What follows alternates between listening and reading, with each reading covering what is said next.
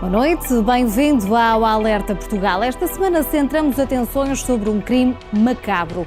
Um homem foi morto e desmembrado pelo companheiro de casa.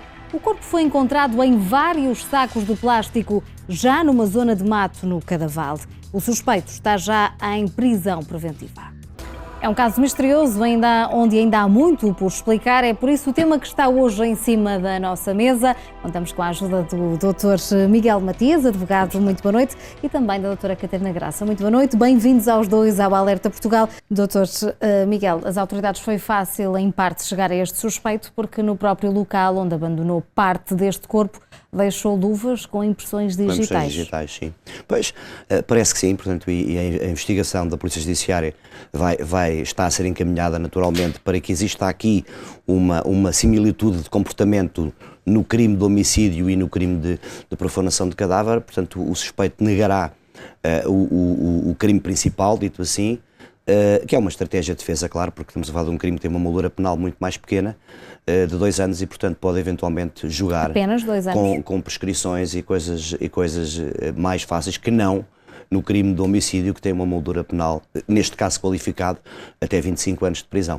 Portanto, são situações completamente distintas, e estamos aqui a ver que isto sucedeu e tem sucedido variedíssimas vezes em Portugal nos últimos tempos, em situações subsequentes a homicídios, muitas vezes, ou algumas vezes nem só homicídios com características mais psicologicamente deturpadas, dito assim, não é correto o termo, mas tento aproximar, mas precisamente para ocultar, portanto, a prática, aliás, a consequência do crime, do homicídio. Portanto, isso acontece por neste caso, e estamos aqui já a alargar, não a falar só deste suspeito em caso concreto, portanto, porque se quer esconder o que aconteceu, porque não se sabe lidar depois com o que acabou de acontecer? Eu penso que haja aqui uma questão, que é a parte emocional versus a racional. A parte emocional, quando está em extremo, ou seja, quando está no seu auge, atordoa qualquer tipo racional de raciocínio que possa haver por detrás. Ou seja, neste momento, a emoção foi de tal forma grande que o suspeito não deve ter olhado sequer aos detalhes nem aos pormenores, agora se calhar cai um pouco mais nele. E tenta, se calhar, agora, dentro daquilo que já está ao de cima, tentar disfarçar. Não sei, mas há aqui esta questão da parte emocional versus o racional, que eu acho que é o que justifica muito esta falha de detalhes que está aqui a vir ao de cima. Mas esta questão de admitir aqui parte do crime e não admitir outra, não terá a ver com esta questão da racionalidade? Pode ser alguma estratégia da defesa? Pode ser estratégia de defesa, pode ter a ver um pouco com o que disse a doutora, porque muitas vezes, ou normalmente, neste tipo de crime de ocultação de cadáver, de profanação ou ocultação de cadáver, ou destruição, porque ele tem várias componentes, já posso depois explicar, há aqui uma certa incompetência no fazer. Isto significa que a pessoa vai muito eivada pelo seu lado emocional na prática do homicídio e depois perde, quando cai em si, perde um pouco o norte, exceto se a falar de serial killers ou coisa do género, que são pessoas muito racionais desde o princípio ao fim, em todos os crimes. Há uma premeditação, uma predisposição, aliás, para a prática deste tipo de crimes, e naturalmente se tornam muito mais difíceis de investigação. Estes acontecem na sequência de desesperos, que podem, por exemplo, eu já tive situações em que a intenção não era matar, era, por exemplo, roubar. As coisas descontrolaram-se, mataram e, entretanto, largam os corpos, portanto, como aconteceu já em vários casos, no caso Rosa Grilo, para ver mais à frente. Portanto, acabam por deixar ao ar livre os corpos na esperança que os animais em locais isolados acabem por os consumir, o que não acontece, e depois são encontrados e identificados, e depois a investigação começa portanto, a desenrolar-se, naturalmente tem chegado a bom porto e tem havido em todos estes casos, ou quase todos, condenações gravíssimas. Nem todos, não é? Temos aqui uma série deles que daqui a pouco já vamos relembrar. Este foi um desses casos que falava, portanto o corpo foi deixado literalmente numa zona de mato e foi um caçador que encontrou. Doutor, falávamos aqui de crimes distintos e pedi-lhe então essa explicação e essa diferença, por assim dizer, que pode efetivamente ditar um desfecho para este caso. Este tipo de crime, normalmente o crime de profanação de cadáver é um crime subsidiário, normalmente, portanto, ou subsequente a um outro, que é normalmente ou geralmente o que é o homicídio, como é óbvio, não é? Mas aqui temos um suspeito que diz que não matou. Pois, mas isso é o que a investigação vai apurar e certamente irá concluir.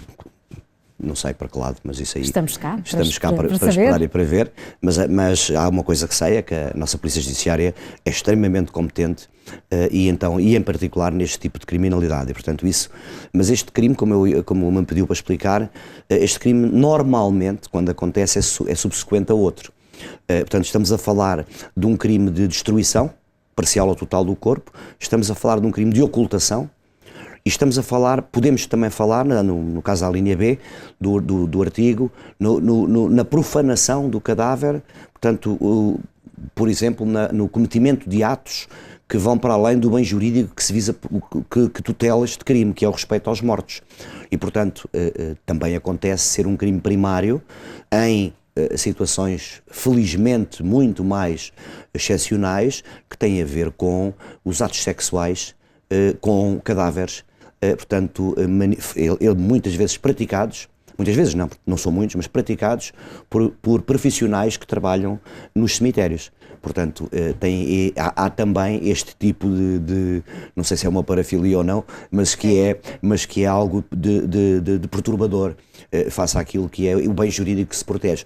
Normalmente acontece na sequência de um homicídio e na tentativa, neste caso concreto, estamos a falar de uma destruição total do corpo, estamos a falar do desmembrar de um corpo, uma colocação aqui e acolá, em diferentes lugares, mas é o que dizia há pouco, com alguma incompetência, porque é deixado ao ar livre. Portanto, e com provas, com as tais luvas, com as impressões digitais. Portanto, é a tal situação de desespero, a tal situação de fratura, portanto, entre o racional e o emocional, e que faz com que a pessoa seja levada muito para além daquilo que pretendia, não é? Muito para além daquilo que pretendia. Em algumas circunstâncias também, muitos destes casos redundam em arrependimentos grandes e em confissões também. São casos insólitos que merecem também a nossa análise neste Alerta Portugal. Dr. Miguel, percebermos como é que olhamos para estes casos. Há pouco estávamos a falar de um deles, que está aqui também nesta lista, porque são de facto casos que há uns tempos, se calhar podíamos dizer, pouco comuns em Portugal, parece de filmes, não é? De séries, mas são reais, acontecem. São reais e aquilo que a sua doutora dizia logo no início, que tinha a ver um pouco com as mutações da nossa própria sociedade, com as incapacidades para a paciência, para o pouco tempo que as nossas crianças e jovens têm para fazer uma coisa que nós fazíamos muito, que era brincar, que era não fazer nada. Hoje em dia não, hoje em dia as pessoas são muito contactadas no tempo, nas tarefas, nas atividades extracurriculares, na natação, no ténis, portanto, acaba por ajudar um pouco os pais que não estão em casa, que chegam tarde a casa, mas depois as pessoas vão se fechando muito nos meios mais virtuais, no telemóvel, nos computadores, nos jogos, e acabam por, o desvalor das condutas acaba por, certamente, e esta é uma explicação, como é óbvio, não é? Acaba por ser diferente. Noutras circunstâncias, estamos a falar de homicídios que podem ter a mais variada natureza.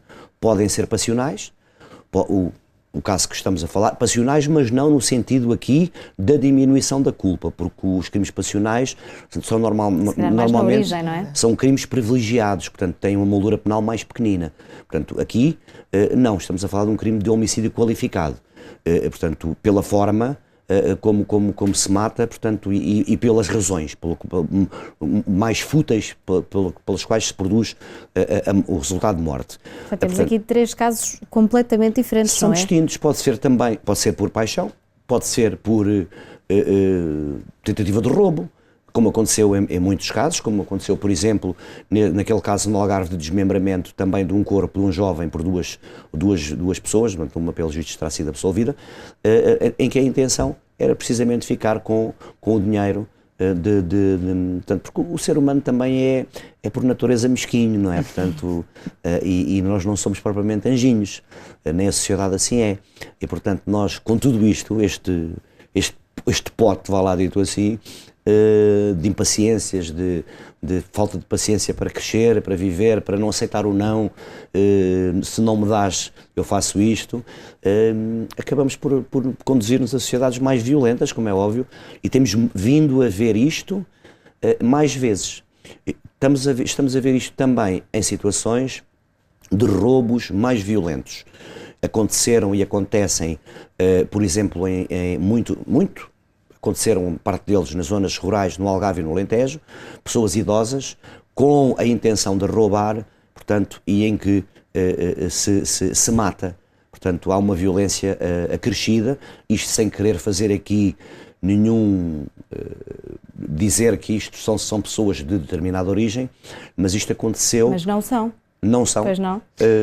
Não, eu acho que o que realmente parece estar a acontecer é, pela frequência, não é, com que estes crimes acontecem, parece haver já uma banalização dos limites, não é? Isto não é só um encontrão que se dá, isto já é matar, esquartejar, despedaçar. Das mais diversas formas. Exatamente, portanto isto lá está pelo avanço da nossa sociedade e do acesso que se tem a informações, acho que a criatividade na forma como se faz a coisa já está muito apurado e é isto que choca muitas pessoas, porque eu lembro-me quando era mais nova, isto era impensável de acontecer, até se dizia que isto era lá das Américas e tudo mais, portanto, agora de repente em Portugal começa a haver mais casos destes, acho que isto transporta aqui um grande sentimento de insegurança e isto, estudando de uma forma mais longitudinal, pode querer dizer que as personalidades estão a ser cada vez menos estruturadas, portanto, a educação que se dá, se calhar já não está a ser tão bem balizada como era antigamente, portanto, uma personalidade que não é bem estruturada, automaticamente em qualquer entrave não sabe como resolver.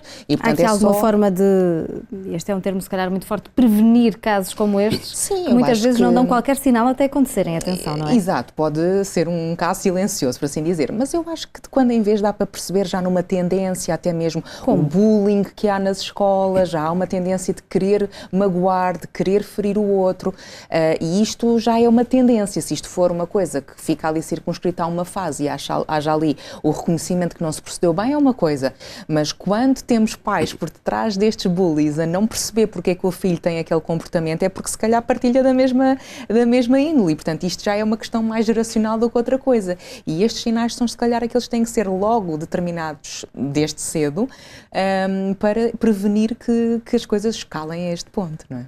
Ora, são casos insólitos que estiveram também em cima da nossa mesa, mas está na altura de fazermos um curto intervalo, voltamos já a seguir, volte connosco. Olhamos para um caso verdadeiramente insólito. Um homem vai ser indemnizado pelo dono da casa que assaltou em Guimarães por ter sido atropelado e ter partido as duas pernas nesse momento. O caso aconteceu há 4 anos e a sentença foi agora conhecida. É um caso insólito que merece aqui também a nossa análise. Dr. Miguel, como é que se explica? Não é insólito, não é insólito. Nós não podemos olhar para as coisas simplesmente pelo facto de dizer assim, eu, proprietário da minha casa, encontrei um assaltante em casa e ele foi absolvido, portanto, porque eu tentei, de alguma forma, apanhá-lo, dito assim. Não podemos olhar para as coisas assim. Aquilo que o Supremo Tribunal de Justiça diz, e bem, é que a legítima defesa é uma causa de exclusão da ilicitude. Portanto, e justifica-se quando há uma reação proporcional do ofendido ao agressor. Se estamos a falar... Mas neste caso o ofendido não sabia o que é que tinha sido furtado da sua casa. Sim, não sabia, mas há uma desproporção, porque há uma agressão muito superior, portanto há tentativa, porque não foi consumado, de furto. E também não nos podemos esquecer de uma outra coisa, é que a legítima defesa funciona como reação à prática de um crime. E não foi isto que aconteceu. É que nessa circunstância, a pessoa não furtou nada e já ia a fugir. Portanto, não há impedimento. Provavelmente que estava alguém em casa. Sim, mas eu estou a tentar explicar do ponto de vista jurídico porque não podemos olhar para as coisas como parecem, não é? Sempre. Para impedir a prática de um crime, pode usar-se de legítima defesa. Mas não se pode usar de excesso de legítima defesa, por exemplo. Porque aí já não há e há um crime também. Neste caso concreto, um crime de ofensas à integridade física, que é levado a cabo pelo proprietário da casa contra o assaltante, e invertem-se as coisas, como é óbvio, não é? Portanto, mas é preciso perceber isto. Vai-se com tudo, e neste caso foi com o carro. Pronto, exatamente, mas é um caso típico de impulsividade pura, uma análise demasiado deturpada do que estava a acontecer naquele momento, e toca a agir no imediato. Pronto. E podia ter resultado em danos piores ainda, como por exemplo a morte, o atropelamento. Já seria bem pior do que pagar uma indemnização. Exatamente. Pois. Há mais casos deste género, doutor? Tem havido bastantes casos. Sabe que a imaginação humana é muito fértil. O ser humano imagina determinadas coisas e por isso é que o direito que reage, o direito penal só reage em última ratio, como nós dizemos. Portanto, só quando os outros ramos do direito não funcionam é que funciona o penal. E o penal, portanto, é um direito que previne, por um lado, porque uma das funções das penas é essa mesma, é a prevenção geral, é fazer com que o comum das pessoas se inibam de cometer o mesmo tipo de crimes e, portanto, e também uma prevenção especial para saber que a pessoa, o próprio, não volta a reincidir. Isto para além da sanção, como é óbvio, não é? Portanto, as três vertentes da pena. Portanto, é normal que isto aconteça. É frequente, aliás, é menos frequente do que pensamos, porque também não podemos esquecer-nos de uma coisa muito importante. Há 20 anos a comunicação social não tinha o mesmo apetite que tem hoje. Portanto, hoje é mais fácil. Portanto, e bem, porque as pessoas acabam também por ficar mais alertas e mais atentas. Portanto, mas acontece muitas vezes, estes que são descobertos e os outros, que são os perfeitos, que não são descobertos nunca. Mas o Alerta Portugal consegue descobri-los. Muito obrigada aos dois pela vossa presença. Chegamos ao fim de mais uma edição. Já sabe que voltamos todas as segundas-feiras às 10 da noite e contamos consigo. Boa semana. Até lá.